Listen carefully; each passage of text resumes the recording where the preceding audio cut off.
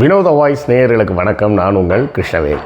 இன்றைக்கி நாம் இன்று மாலை எதை பற்றி பார்க்க போகிறோம் அப்படின்னா, இந்த எடப்பாடி பழனிசாமி அவர்கள் ஒரு கூட்டத்தில் வைத்து ஆம்புலன்ஸ் டிரைவரை மிரட்டியது, அதைத் தொடர்ந்து அவர்களது கட்சிக்காரர்கள் வன்முறையில் இறங்கியது, இது போன்ற செய்திகள் என்ன, இது சரிதானா அப்படிங்கிற விஷயங்களை தான் இன்றைக்கி நம்ம விரிவாக பார்க்க போகிறோம். நம்ம வீடியோவில் அடிக்கடி நம்ம அப்புறம் நண்பர்களே புத்தகம் வாங்குன்ற போடுறதெல்லாம் நிறைய பேர் கேலி பண்ணுறாங்க. கேலி கிண்டல்லாம் பற்றி நம்ம கவலைப்பட வேண்டிய அவசியம் இல்லை. எத்தனையோ காமெடி பண்ணுறவங்க சேனல்லலாம் என்ன பண்ணுறாங்க, என்ன சப்போர்ட் பண்ணணும்னு நினச்சிங்கன்னா நீங்கள் பணம் அனுப்புங்கன்னு கேட்குறாங்க. நம்ம என்ன பணம் அனுப்புங்கன்னு கேட்குறோமா? சேனல் நடத்த பணம் தேவைப்படும். அப்படி தேவைப்படக்கூடிய பணத்தை நீங்கள் புத்தகம் வாங்கினால் உங்களுக்கு புத்தகங்கள் வாங்கிய அந்த புத்தகங்களாகிய அறிவாயுதம் உங்கள் கைக்கு கிடைக்கும். அதன் மூலமாக எங்களுக்கு கிடைக்கக்கூடிய பணத்தை வைத்து நாங்கள் இந்த சேனலை நடத்த முடியும் அப்படின்னு தான் நம்ம சொல்கிறோம். ஸோ புத்தகம் வாங்குங்க அப்படின்னு நான் கேட்பதில் நான் கூச்சப்படவில்லை. அதை பார்ப்பதற்கு நீங்களும் சலிப்படைய வேண்டிய அவசியம் இல்லை. புத்தகம் வாங்க முடியாதவர்கள் லைக் போட்டாலும் சப்போர்ட்டு தான், ஷேர் பண்ணாலும் சப்போர்ட்டு தான், சப்ஸ்கிரைப் பண்ணாலும் சப்போர்ட்டு தான், ஏன் கமெண்ட் போட்டிங்கன்னா கூட சப்போர்ட்டு தான். ஸோ ஏதாவது ஒரு வகையில் உங்கள் ஆதரவை நம்ம சேனலுக்கு கொடுத்துக்கிட்டே இருங்க. எடப்பாடி பழனிசாமி வைத்த குற்றச்சாட்டு என்ன? நான் போகக்கூடிய ஊரில் பூரா கரெக்டாக வேணும்னே இந்த திமுக அரசாங்கம் ஆம்புலன்ஸை அனுப்பி டிஸ்டர்ப் பண்ணுது. இன்னொரு தடவை இப்படி ஆள் இல்லாத ஆம்புலன்ஸு வந்தது அப்படின்னு சொன்னால் அதை ஓட்டி கொண்டு வரும் நபர் நோயாளியாக அவரே அந்த ஆம்புலன்ஸில் படுத்து போக வேண்டிய ஒரு நிலை வரும் அப்படின்னு பேசியிருக்கிறார். இந்த பேச்சு சரிதானா? ஏன்னா நம்ம ஊரில் ஒரு விஷயம் இருக்குல்ல, திமுக மேலே என்ன குற்றம் சொன்னாலும் அந்த வாதம் சரிதான் அப்படின்னு பேசக்கூடிய ஒரு முட்டாள் கூட்டம் ஒன்று இருக்குல்ல, அந்த முட்டாள் கூட்டத்தை ஒன்றும் பண்ண முடியாது. இருந்தாலும் இதில் என்ன சிக்கல் இருக்குது அப்படிங்கிறத டெக்னிக்கலாகவும் சைக்காலஜிக்கலாகவும் என்ன ப்ராப்ளம் இருக்குது அப்படிங்கிறத இதில் பார்க்கலாம். அதாவது ஒரு ஆம்புலன்ஸ் ஒரு மருத்துவமனையிலிருந்து பேஷண்ட்டோட வீட்டுக்கு போய் பேஷண்ட்டை கூட்டிகிட்டு வந்து வீட்டில் சேர்த்துட்டு அப்புறம் மருத்துவமனையிலேருந்து பேஷண்ட்டை கூட்டிகிட்டு போய் மறுபடியும் அவங்க வீட்டில் விட்டுட்டு வருவாங்க. இதில் பார்த்திங்கன்னா ஒரு முறை மட்டும்தான் அந்த ஆம்புலன்ஸ் சைரனை ஆன் பண்ணாமல் போவாங்க. எந்த ஒரு முறை? பேஷண்ட்டை வீட்டில் கொண்டு போய் விட்டுட்டு அது பிறகு மருத்துவமனைக்கு திரும்பி வரும் பார்த்திங்களா, அந்த ஒரு நேரம் மட்டும்தான் ஆம்புலன்ஸில் அந்த சைரன் போடாமல் போவாங்க. மற்ற 3 முறையும் மற்ற 2 முறையும் சைரனோடு தான் போவாங்க. அதாவது குறிப்பாக இன்னும் சொல்லப்போனால் பேஷண்ட்டை கூட்டிக்கிட்டு மருத்துவமனைக்கு போகிறத விட பேஷண்ட்டை தேடி போவாங்க பார்த்திங்களா, அப்போ தான் ஆம்புலன்ஸ் இன்னும் வேகமாக போகணும். ஏன் அப்படின்னு கேட்டிங்கன்னா, இப்போ ஒரு இடத்துல ஒருத்தர் அடிபட்டு கிடக்கிறார், அவரை ஒரு மருத்துவரிடம் கொண்டு சென்று ட்ரீட்மெண்ட் கொடுக்க வேண்டியது ஆம்புலன்ஸோட வேலைன்னு நம்ம பொதுவாக பார்க்குறோம். ஆனால் அதை தாண்டி அந்த ஆம்புலன்ஸில் போகக்கூடிய நபர்களின் பேரே பேராமெடிக்ஸ் அப்படின்னு சொல்லுவாங்க. பேராமெடிக்ஸ்னால் என்னென்னா, மருத்துவர் அட்டன் பண்ணி கொடுக்க வேண்டிய சிகிச்சைக்கு முன்னாடி முதலுதவி சிகிச்சைன்னு இருக்குது பார்த்திங்களா, அந்த முதலுதவி சிகிச்சை சரியாக கிடைக்கலனா கூட பேஷண்ட் இறந்து போகிறதுக்கு வாய்ப்பு இருக்குது. அப்போ ஒரு ஆம்புலன்ஸ் சைரன் போட்டுட்டு காலியாக போகுது அப்படின்னு சொன்னால் அது தப்பா அப்படின்னு கேட்டால் கண்டிப்பாக தப்பு கிடையாது. ஏன்னா பேஷண்ட்டை மருத்துவமனைக்கு கொண்டு போகும்போது கூட கொஞ்சம் நிதானமாக போகலாம். பேஷண்ட்டை அட்டன் பண்ண போகும்போது அதை விட துரிதமாக ஆம்புலன்ஸ் போயே ஆகணும். சரியா? ஏன்னா அப்படி போனால் மட்டும்தான் அந்த பேஷண்ட்டுக்கு கிடைக்க வேண்டிய அந்த கிரிட்டிக்கல் மொமெண்ட்ஸ்ன்னு சொல்லுவாங்கள்ல, அந்த கிரிட்டிக்கல் மொமெண்ட்டில் கிடைக்க வேண்டிய முதலுதவி சிகிச்சையெல்லாம் கிடைக்கும். இப்போ நம்ம கொஞ்ச நாளைக்கு முன்னாடி நடிகர் ராஜேஷ் அந்த கோல்டன் ஹவர்ஸை வேஸ்ட் பண்ணி இறந்துட்டாருன்னு சொன்னாங்களே, அந்த கோல்டன் ஹவர்ஸை தான் முக்கியம். அப்போ பேஷண்ட்டை போய் பார்க்க போகக்கூடிய ஆம்புலன்ஸு கண்டிப்பாக வேகமாக தான் போய் ஆகணும், சைரனோடு தான் போய் ஆகணும். எப்போ அந்த பேஷண்ட்டை திரும்ப கொண்டு மருத்துவமனையில் சேர்க்கும் போதும் சைரனோட தான் போகணும். எப்போ வேணால் நிதானமாக போகலான்னா, பேஷண்ட்டு குணமாயிட்டார் ஆனால் அவரால் நடக்க முடியாது, அதனால் அவரை அந்த ஸ்ட்ரெச்சரில் வச்சு தான் வீட்டில் கொண்டு போய் டிஸ்சார்ஜ் பண்ணிட்டு வரணும் அப்படின்ற நிலைமை இருந்தால், வயோதிகமான பேஷண்ட்டுகள்லாம் சில பேர் இருப்பாங்க, அவங்களுக்கெல்லாம் அப்படி தான் கொண்டு போய் வீட்டில் விட்டுட்டு வருவாங்க.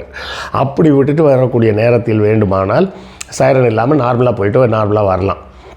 அப்போது இந்த அடிப்படை அறிவு கூட இல்லாமல் எடப்பாடி பழனிசாமி தன்னுடைய அரசியல் ஆதாயத்துக்காக லூசுத்தனமாக பேசிகிட்டு இருந்தால் நம்ம என்ன செய்ய முடியும்? ஒன்றும் செய்ய முடியாது. ஒரு காணொளி கூட நீங்கள் பார்த்துருப்பீங்க. முதலமைச்சர் ஸ்டாலின் வந்து பேசிகிட்டு இருந்தாங்க ஒரு மேடையில். பேசும்போது கூட்டம் கூடி நிற்கிது. அவர் மேடையிலே சொல்கிறார், எல்லோரும் பாருங்கள், ஆம்புலன்ஸ் வருது, வழி விடுங்க, ஆம்புலன்ஸ் போகட்டும், ஆம்புலன்ஸ் அவசரம், அவங்க முதல்ல போகட்டும், அவங்களுக்கு வழி விடுங்க அப்படின்றாங்க. கூட்டம் மொத்தமும் வழி விடுது, ஆம்புலன்ஸ் கடந்து போகுது. இதுதான் அடிப்படை அறிவியல் சிந்தனையும் மனிதநேயமும் இருக்கக்கூடிய ஒரு நபர்கள் செய்யக்கூடிய விஷயமா இருக்கும். அப்போ எந்த மாதிரி ஆட்கள் இந்த மாதிரி முரட்டுத்தனமாக பேசி லூசுத்தனமாக நடந்துப்பாங்க அப்படின்னு கேட்டால், அது அதிமுகவோட பாரம்பரியத்திலே உள்ள விஷயந்தான். அது அந்த ஆண்டான் அடிமை அப்படின்ற ஒரு போக்கு. எவன் ஒருவன் மிகப்பெரிய அடிமையாக இருக்கிறானோ அவன்தான் பின்னாடி பதவிக்கு வந்த பிறகு மிகப்பெரிய அடக்குமுறையை ஏவக்கூடியவனாக இருப்பான். எம்ஜிஆர் காலத்துலேயும் இதே தான் நடந்தது. அவர் அதை வந்து பெருமையாக சொல்லுவாங்க. தோட்டத்தில் கூட்டு போய் அடிப்பார், அடிச்சுட்டு அப்புறம் சாப்பாடு போடுவார். இதெல்லாம் ஒரு பெருமையா? ஜெயலலிதா ஃபைலை தூக்கி விட்டு எறியும் மூஞ்சில் அப்படின்னு சொல்லுவாங்க. அப்புறம் எடப்பாடி என்ன பண்ணுவார், அவர் ஊரில் வரவனெல்லாம் மரத்தில் கட்டி வச்சு அடிப்பார் அப்படின்னு பேசப்படுது. அப்போது அதிமுகவை பொறுத்தவரை மேலே வந்தாச்சுன்னா நம்ம வந்து அரசன், மற்றவங்களாம் நமக்கு அடிமை அப்படின்ற சிந்தனை இருக்கக்கூடிய ஒரு கட்சி தலைவர் எப்படி மக்களுக்காக சிந்திப்பார்? இங்கே ஒரு ஆம்புலன்ஸ் டிரைவர்கிட்ட பெரிய அரசர் மாதிரி பேசுகிறாரு. இதே பேச்சை போய் அமித்ஷாட்டையும் மோடிட்டையும் பேச வேண்டியது தானே? கூப்பிட்டு உட்கார வச்சு கூட்டணி ஆட்சின்னு சொல்கிறாரு அமித்ஷா, வாய் மூடிட்டு பேசாமல் தானே இருக்கிறாரு. அப்போ எங்கே போச்சு இவங்களோட வீரம்? இது பொதுவாகவே பார்த்தோன்னு வச்சிங்களேன், ஆங்கிலத்தில் வந்து ஷேடோ மசாக்கிஸ்ட் அப்படிம்பாங்க. ஷேடோ மசாக்கிஸ்ட் அப்படின்னு சொல்லி ஒரு தன்மையை சொல்லுவாங்க. என்ன தன்மை அப்படின்னா, ஒருத்தனுக்கு அடிக்கிறதுனா ரொம்ப பிடிக்கும், இன்னொருத்தனுக்கு அதை அடி வாங்கிறதே பிடிக்கும் அப்படிம்பாங்க. அடி வாங்கிறது பிடிக்குமா? நம்ம அப்படி ஒரு மனநிலை இருக்குது அப்படின்னு சொல்கிறாங்க. அது அப்படியே பழகிட்டாங்க, அது அவங்களுக்கு அதுதான் வசதியாக இருக்குது அப்படிங்கிறது தான். சாடிஸ்ட் அப்படிங்கிறது மற்றவர்களை கொடுமைப்படுத்தி மகிழ்ச்சி அடைபவன். மசாக்கிஸ்ட்ன்றவன் யாருன்னு கேட்டிங்கன்னா, அந்த கொடுமைகளை அனுபவித்து கொண்டு அதிலும் மகிழ்ச்சி அடைபவன். புரியுதா? இது புரியலன்னு நீங்கள் சொல்லுவீங்க. 2 லட்சம் அரசு அதிகாரிகளை டக்குன்னு பதவியை விட்டு தூக்குறேன், வேலையை விட்டு தூக்குறேன் அப்படின்னு சொல்லி ஜெயலலிதா செஞ்சாங்க. அப்படி செஞ்சப்போ அதை பார்த்துட்டு என்ன சொன்னாங்க? இதெல்லாம் தப்புயா, அரசு அதிகாரிகள் அது ஒரு 2 லட்சம் பேரை ஒரே நாளில் வேலையை விட்டு தூக்குறதா அப்படின்னு கேட்கணுமா இல்லையா? ஆனால் என்ன சொன்னாங்க எல்லாரும்?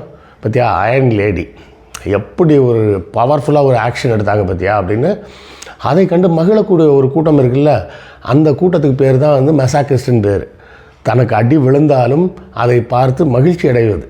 சூப்பர் சூப்பர், நல்லா அடித்தாங்க அப்படின்னு சொல்லி அடி வாங்கிறதுல மகிழ்ச்சி அடையக்கூடிய ஒரு கூட்டம் இருக்குது. அந்த கூட்டம் தான் பெரும்பாலான கூட்டம். அந்த பெரும்பான்மையான கூட்டத்துக்கு தான் இந்த சகோதரத்துவம், சமத்துவம், எல்லாரும் சமம் அப்படின்னு நம்ம சொல்கிறோம் பார்த்தீங்களா, அதை ஏற்றுக்கொள்ள முடியவில்லை. அதற்கு காரணமே இந்த நால்வர்ணம் தான். ஒருத்தன் வந்து உன்னை வந்து என்னை விட நீ கீழ் சாதி அப்படின்னு சொல்கிறான், அதை பார்த்து இவர்களுக்கு கோபம் வராத, என்னை விட இன்னொருத்தன் கீழாக இருக்கிறான் அப்படின்னு சொல்லும்போது மகிழ்ச்சி அடைகிறாங்கல்ல. அப்போது தன்னை தாழ்வாக ஒருத்தன் கருதுகிறான் அப்படிங்கிறத அவர்கள் கொஞ்சம் கூட கூச்சப்படுறதில்லை, அதை பற்றி வெக்கப்படுறதில்லை, கோவப்படுறதில்லை, அதை மகிழ்ச்சியாக ஏற்றுக்கொள்வது. இந்த இடத்துல எனக்கு ஒரு சின்ன உதாரணம் ஒன்று ஞாபகம் வந்தது. அந்த உதாரணத்தை சொன்னிங்கன்னா உங்களுக்கு புரியும். என் நண்பர் ஒருவர் வந்து ஒரு கேட்டட் கம்யூனிட்டி மாதிரி ஒரு இடத்துல இருக்கிறார். அவர் சொல்லுவார், இந்த வாட்ச்மேன் இருக்கான ஒரு வேஸ்ட்டுங்க அப்படிம்பார். ஏங்க, ஒரு வேலை சொன்னால் செய்யவே மாட்டார் அப்படின்னு. ஏன் காசை கொடுத்தா செய்ய வேண்டியது, காசு கொடுத்தாலும் செய்ய மாட்டாங்க. அந்த அங்கே ஒரு மாமி இருக்குது, அந்த மாமி என்ன பண்ணும், சுரேஷ் வந்து இந்த வேலையை கொஞ்சம் முடிச்சு கொடுத்துரு அப்படின்னு சொன்னால் வந்து அந்த டியூப்லைட்டை கழட்டுறதோ ஏதோ ஒன்று எல்லாத்தையும் பண்ணிவிட்டு அந்த மாமி கொடுக்குற ஒரு காப்பியை குடிச்சிட்டு போயிடுவான். ஆனால் நமக்கெல்லாம் வேலை செய்யணும்னா நாம் ஏதோ கீழ் சாதிக்காரன் மாதிரியும் அவன் மேல் சாதிக்காரன் மாதிரியும் உனக்கெல்லாம் நான் வேலை செய்யணுமா அப்படின்ற மாதிரி ஒரு கண்ணோட்டத்தோடு நம்மளை பார்ப்பாங்க அப்படின்னு அவர் சொன்னார். அது எனக்கு நம்ப முடியல முதல்ல. அதன் பிறகு ஒரு முறை நேரிலேயே பார்க்குறேன். கூப்பிட்டு சுரேஷ் இருந்தால் 500 ரூபா இதை வச்சுக்கோ, போயிட்டு அந்த இதெல்லாம் வாங்கி இதை கொஞ்சம் மாட்டி கொடுத்துரு, அம்மா இருப்பாங்க, நான் வெளியே கிளம்புறேன் அப்படின்னு இவர் சொல்கிறாரு. அந்த நபர், நீங்கள் அம்மாட்ட கொடுத்துருங்க, நான் அப்புறமா வாங்கிக்கிறேன் அப்படின்னு சொல்லிட்டு அவன் போயிட்டான். எதுவும் வேலை இருக்குதுன்னு கூட சொல்லலை, அப்புறமா வரேன். அவர் அப்புறமா வர்றது அவரோட சௌரியம்.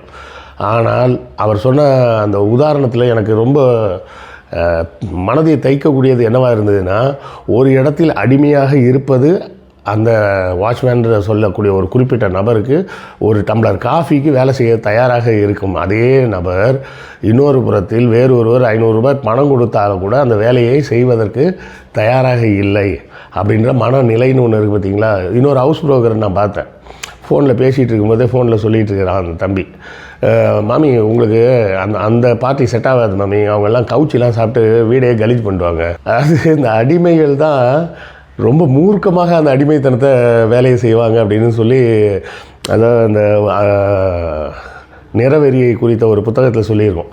என்னென்னா, அந்த வெள்ளைக்காரன் வந்து இந்த கருப்பின அடிமையை எவ்வளோ கொடுமையாக அடிக்கிறான்றதை விட, அந்த கருப்பினத்திலேயே ஒருத்தனை கூப்பிட்டு நீ இவங்களெல்லாம் பார்த்துக்கொண்டு சூப்பர்வைசர் மாதிரி விட்டுருந்தான்னு வச்சிங்களேன், அவன் வந்து அந்த வெள்ளைக்காரன் இவனை மற்ற கருப்பர்களை அடிப்பதை விட கடுமையாக தண்டிப்பான் அப்படின்னு சொல்லுவாங்க.